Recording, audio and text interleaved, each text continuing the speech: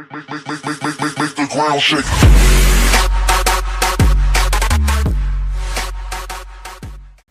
What's up, Spartans? This is GOHO, aka Leonidas. I'll be your host, who's as smooth as butter on toast, coming at you live from 300. On today's video, I'm going to be showing you the 3-star Town Hall 10 attack GOHO. This is going to be an effective one for very compact bases, and I'm going to be showing you one replay for two reasons. One, I actually screwed up a heal spell, and I still 3-starred the max Town Hall 10. And two, it is a very effective 3-star attack, and I've been looking for a while. And otherwise, other than the heal spell, this actually works out pretty well. So we're going to go do a bit of a base analysis, what you want to look for when using this attack, how to use this attack, and then showing you the replay. So let's get into this for all you veteran members. So if you're looking at 3-star Town Hall 10s, it is more difficult than actually the Town Hall 9s. You got to get used to the Infernos and the attacks as well. There's a few different ones, but it is a bit harder. It took me a bit of getting used to. But, oh, wait, why am I in our current war? So we're going to actually go back to the most recent war and go from there. So let's see. That was going to be my attack on base 2 here. And I'm not even going to try and pronounce that name because I'm going to butcher it. So let's start right off the bat. Okay, so this is the base. As you can see, it is, from everything I gather, max Town Hall 10 with the exception of walls. Even the heroes are pretty high with level 33 and 32. I mean, mine are 39 and 40, but it's still it won't make too much of a difference if they're max 40 on either end. So the base is not entirely compact, but it's also not too spread out. Ideally for this attack, you're going to want compact. The more compact, the better. This was close enough. The main thing what you want to look out for, let's actually bring up my drawings, and let's bring the CC in this on here as well, which is going to be right there. Okay. So the main thing for this is you want to look out for the Archer Queen, if that's easily accessible, which is right around here. You also want to be able to, while taking out the Archer Queen, being able to pull the CC.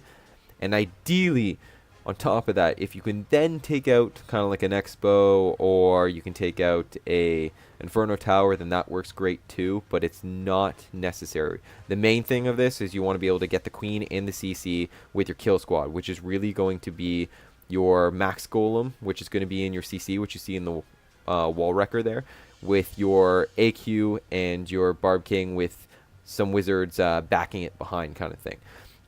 Everything else is going to be the hogs. And as you can see, these are multi-infernos, which are deadly for hogs versus the single infernos, and it still worked well. So this is a very good attack that you can use for your own against bases kind of like this. Again, compact, easy to take out the CC and the Queen. So since you kind of determined, okay, well, I know I can get to the Queen and get to the CC at the same time, potentially even take out an Inferno, or at least distract it, I'm going to come in from this angle, ideally.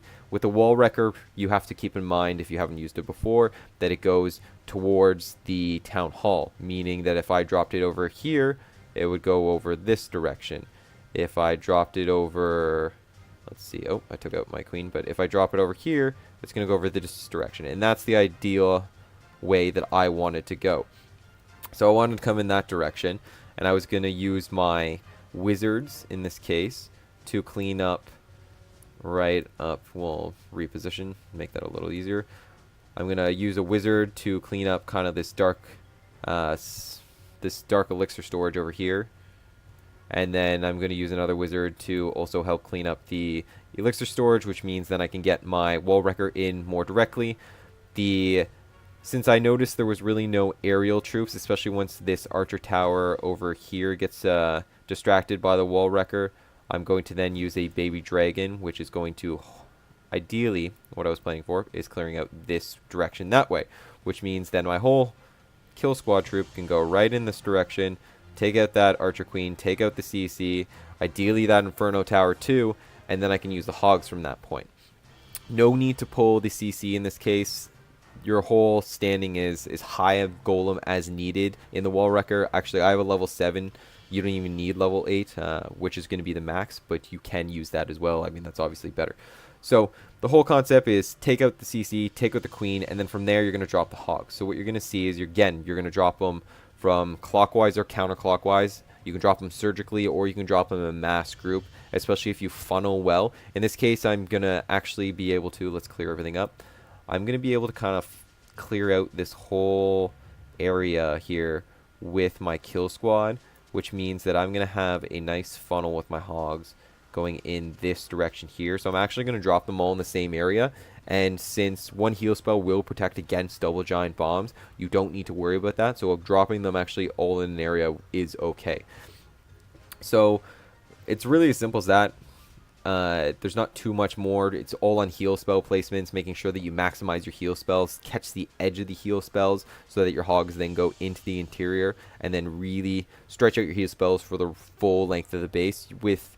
For this attack, you're going to bring 5 heal spells. Don't bring a rage or anything like that. You don't really need it. Take the extra heal spell. It's useful. You can actually use the heal spell on your kill squad troops as well if you need it. And can't remember if I use it in this case. Bring double poison for both. You really need that clan castle taken out. And in this case, it's going to have the dual effect of taking out the queen as well, or at least slowing her down. And then you're going to want, ideally, around 41 hogs. I wouldn't take really less than that. 6 wizards is normally enough. You can take more wizards if you drop the baby dragon. I like to always take one baby dragon if there's no air defense that can kind of target it from the outside, or a lot of archer towers. And then I always bring 1 goblin to really help kind of like clean up those collectors at the end. It really does help. So let's get into this. Without further ado, kind of show you the replay and go from there. This attack works well. I use this quite a bit in 3-star max Town Hall 10s with compact to mid-spread bases relatively well. So what you're seeing here is I'm dropping the wizard towers in this case. Or not wizard towers, I'm dropping the wizards here. And then, oh, I forgot to get rid of my paint. I'm sorry about that. So let's clear up that area. There we go. So as you're going to see, the wizards are going to be funneling outwards. The archer tower is distracted. The archer queen's going in behind the wall wrecker, which is going to break right through to that middle where I wanted it.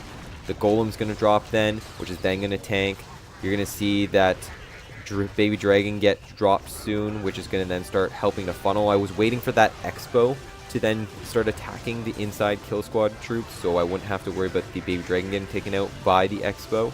We're just going to pause this for a second so I can reposition. So as you can see here, I've already taken out a huge chunk of the base just with the kill squad troop. That baby dragon over there has been getting a whole bunch of bang for buck, basically, especially since that air defense isn't shooting at it and the expo was distracted. And I still have 5 heal spells left, so if you use this effectively, very good against, well, like I said, compact to mid-range bases. So I'm just kind of letting it go, letting it ride, letting that golem soak up. Archer Queen do her thing at this point. And now, once I saw the CC was gone and the Queen, you drop the hogs in this case.